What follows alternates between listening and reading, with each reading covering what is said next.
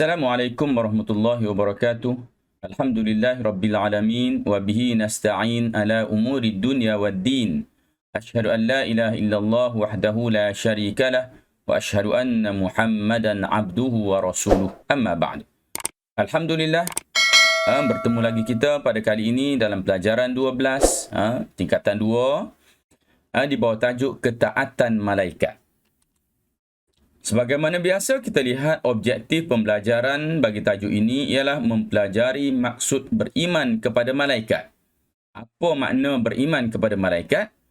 Yang kedua, memahami nama dan tugas malaikat. Mengetahui perbezaan malaikat dengan manusia. Dan seterusnya menjawab soalan kebat serta menjawab soalan di bahagian deskripsi. Maksud beriman kepada malaikat ialah yakin bahawa malaikat merupakan makhluk Allah yang dijadikan daripada cahaya, sentiasa mentaati Allah dan tidak pernah melanggar larangannya. Jadi malaikat ini merupakan suatu makhluk yang Allah SWT cipta, penciptaannya adalah daripada cahaya. Sifatnya, keadaannya sentiasa mentaati Allah SWT dan tidak pernah langgar larangan Allah SWT.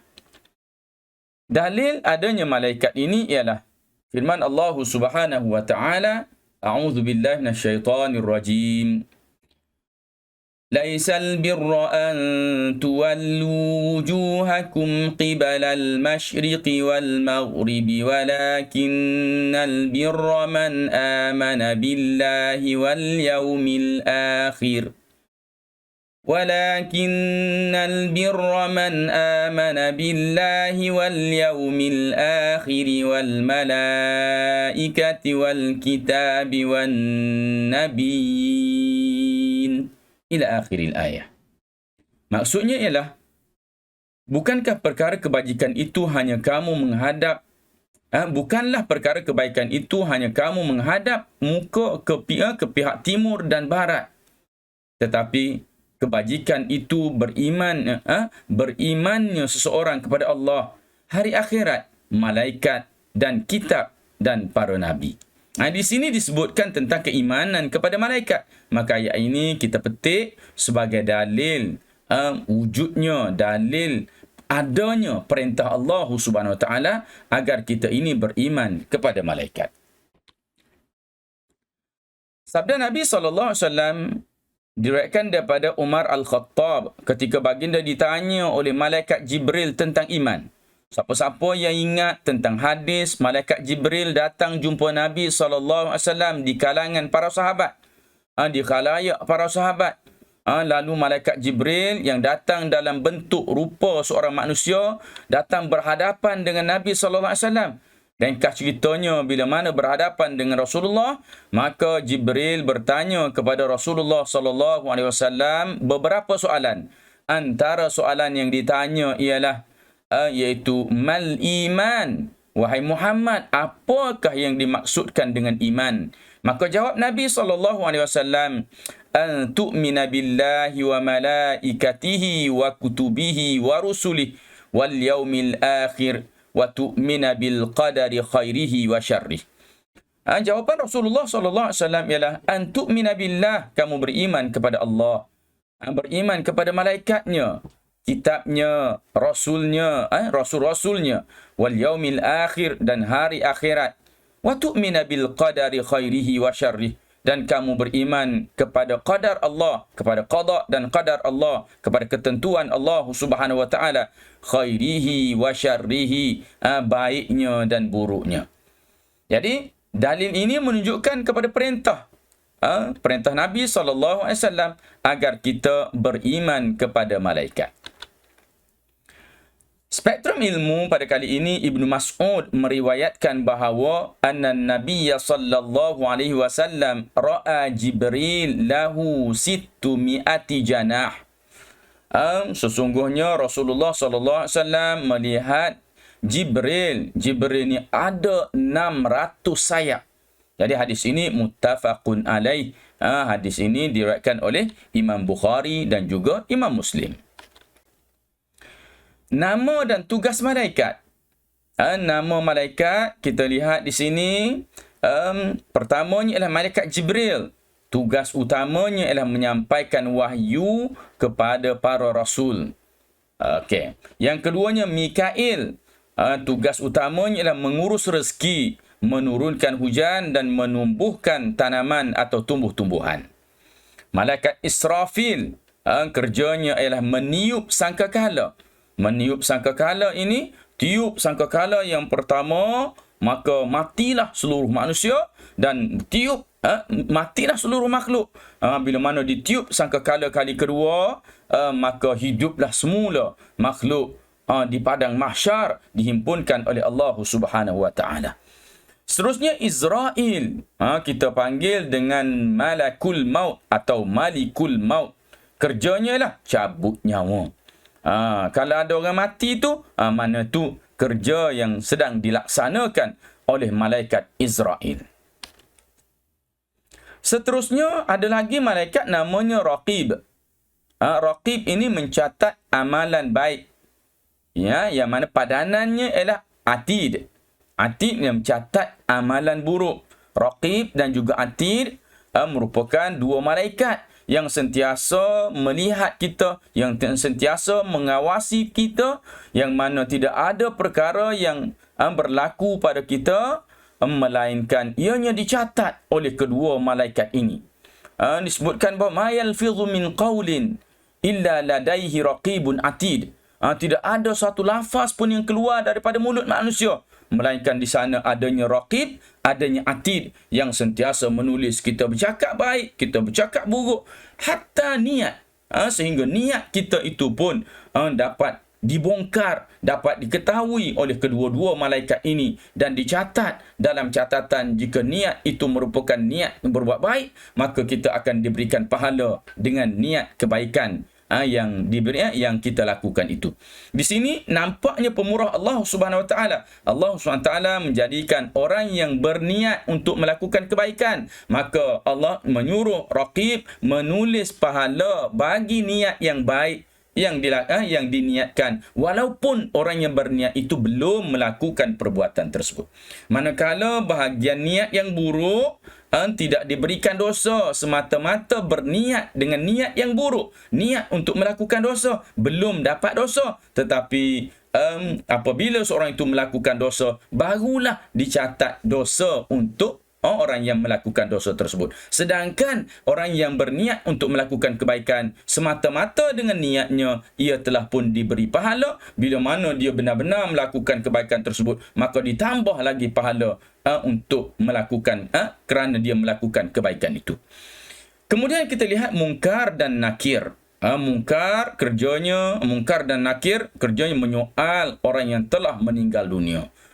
Dia ditugaskan untuk soal, dan juga jika dapat jawab, lulus ujian, maka tak adalah hukuman yang dikenakan. Mungkin akan diberikan kenikmatan di dalam kubur bagi orang yang taat perintah Allah SWT, yang lulus ujian Allah SWT. Manakala orang yang tidak beriman, orang yang tidak lulus, orang yang banyak dosa, mereka akan disiksa setelah disoal oleh kedua-dua malaikat Munkar dan Nakir ini. Seterusnya Ridwan, iaitu penjaga syurga. Malik merupakan penjaga neraka. Tugas lain malaikat, maknanya selain daripada yang kita sebutkan tugas-tugas khusus bagi malaikat, di sini ada tugas lain, tugas umum bagi malaikat, iaitu pertamanya, antara yang pentingnya juga adalah menanggung arash. Arash ini bolehlah kita gambarkan sebagai suatu singgahsana, suatu tempat yang melambangkan kepada kerajaan Allah Subhanahu Wa Taala. Jangan pula kita faham Allah bertempat, tetapi ini hanya suatu lambang pusat kerajaan Allah Subhanahu Wa Taala. Seolah-olah begitulah. Yang mana ianya berada dalam keadaan ditanggung atau dipegang oleh para malaikat sehingga ia boleh terapung berada di tempatnya. Yang kedua, mendoakan kesejahteraan dan keampunan kepada orang Islam yang taat. Malaikat sentiasa doakan keampunan kepada kita, doakan kesejahteraan kepada orang yang melakukan ketaatan kepada Allah Subhanahu Wa Taala. seterusnya bertasbih kepada Allah. Ada malaikat yang menjadikan sentiasa bertasbih, sentiasa mengucapkan subhanallah, subhanallah, subhanallah dari awal kejadian sampailah kepada pengakhiran alam. Itulah tugas yang dilakukan oleh malaikat tersebut. Yang seterusnya menghamparkan sayap kepada orang yang menuntut ilmu. Ini merupakan satu lambang redha. Lambang seolah-olah menaungi orang yang menuntut ilmu, meredai orang yang menuntut ilmu, sentiasa berdoakan kebaikan kepada orang yang menuntut ilmu, maka disebutkan dengan menghamparkan sayap kepada orang yang menuntut ilmu. Yang terakhir di sini ialah membisikkan kebaikan ke hati manusia. Bisikan untuk melakukan kebaikan itu merupakan bisikan daripada malaikat. Manakala bisikan untuk melakukan kejahatan itu adalah bisikan daripada syaitan yang sentiasa ingin menyesatkan manusia dari jalan Allah Subhanahu wa taala. Spektrum ilmu daripada Abu Umamah Al-Bahili, Rasulullah SAW bersabda, "Innallaha wa malaikatahu wa ahlas samawati wal ard hatta an-namlatu fi hujriha wa hatta al-hutu fil bahri la yusalluna ala muallimil khair." Sesungguhnya Allah Subhanahu wa taala dan malaikatnya, penduduk langit dan bumi, sehingga semut yang berada di dalam sarang, dan juga ikan. Ikan mana? Ikan dalam air lah. Kita tambahlah ikan dalam air. Semuanya berselawat kepada orang yang mengajar kebaikan kepada manusia. Maknanya berselawat ini, bila mana berselawat, yang mana yang dilakukan oleh para makhluk-makhluk ini, ia menunjukkan kepada mereka mendoakan kebaikan kepada orang yang mengajar kebaikan kepada manusia, ajar ilmu, ajar benda yang bermanfaat kepada orang lain, maka orang ini akan sentiasa mendapat doa daripada para malaikat, doa daripada penduduk langit dan bumi selain manusia lah, haiwan-haiwan, sehingga dilambangkan haiwan-haiwan tadi, semut-semut yang berada dalam lubang-lubang yang kecil, begitu juga ikan-ikan yang berada di air, sentiasa mendoakan kepada orang yang mengajar kebaikan kepada manusia. Hadis ini dalam buku teks agak terselewing sedikit terjemahannya, boleh tengok sendiri dalam buku teks. Ustaz tak nak sebut macam mana cara dia terjemah dalam buku teks tersebut.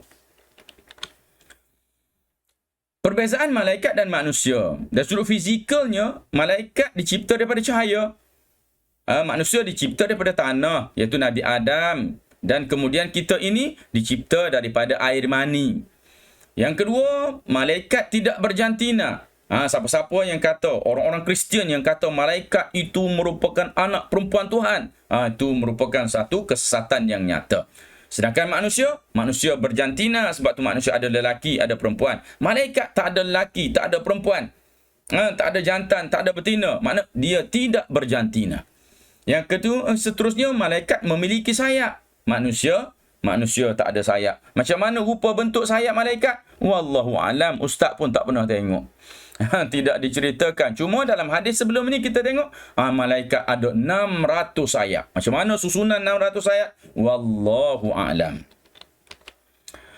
Perbezaan malaikat dan manusia lagi dari sudut sifat. Malaikat tidak bernafsu, manusia bernafsu. Jadi bila malaikat ni tidak bernafsu, maknanya malaikat ni tidak ada keinginan sendiri. Senang ceritanya ialah malaikat ni umpama robot yang telah pun diprogramkan oleh Allah. Lebih kurang macam itulah. Walaupun tidaklah macam robot, tapi malaikat ini diprogramkan oleh Allah SWT untuk taat. Maka apa yang dia tahu adalah taat. Dia tidak ada keinginan sendiri untuk melakukan apa-apa.